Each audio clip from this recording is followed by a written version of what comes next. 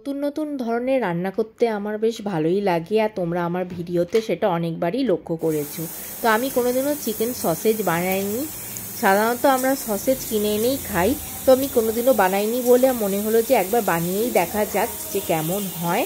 তো নেটে দেখলাম রেসিপিটা খুবই ইজি, তাই সেটা তোমাদের সাথে শেয়ার করছি। একটা মিক্সিতে বোনলেস চিকেনগুলো নিয়ে নিয়েছি।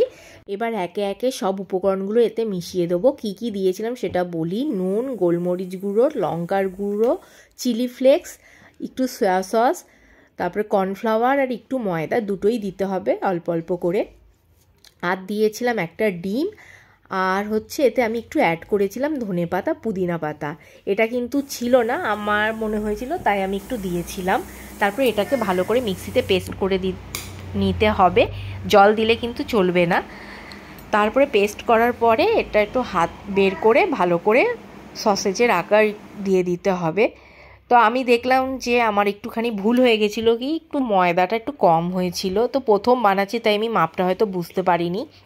খুবই নরম হয়েছিল, হাতে একটু তেল নিয়ে শেপ দিয়ে দিতে হবে। এই জন্য দেখো শেপটা কিন্তু ভালো আসেনি, মানে প্লেন হয়নি। তো যাই হোক, ওটাকেই আমি ফয়েল পেপারের মধ্যে এরকম র্যাপ করে নিয়েছিলাম। আর এটাকে একটা ফ্রাইং প্যানে জল দিয়ে 10 থেকে 15 মিনিট সেদ্ধ করতে দিলেই হয়ে যাবে। তো এটা আমি রাত্রেবেলা বানিয়ে রেখেছিলাম, আর এরকমই রেখে দিয়েছিলাম। আর দেখো সকালবেলা উঠে আমি দেখছি একটু ভেঙে গেছিলো, একটু বেশি বড় বড় আমি করে দিয়েছিলাম বলে। তারপরে এটাকে আমি এবার ফ্রাই করবো, আর যেগুলো এক্সট্রা ছিল সেগুলো আমি ফ্রিজে স্টোর করে রেখেছিলাম। যেগুলো আমরা কিনে আনি সেগুলোও কিন্তু আমরা আগে বাটারে একটু ফ্রাই করে নিই। তো বাটারে একটু পেঁয়াজ কেটে আর একটু টমেটো দিয়ে হালকা ছোটো ছোটো করে কেটে হালকা নুন আর গোলমরিচ দিয়ে এটাকে ফ্রাই করে নিচ্ছি। আর এগুলোও সেরকমভাবেই করব। তো মোটামুটি খেতে ভালোই হয়েছিল।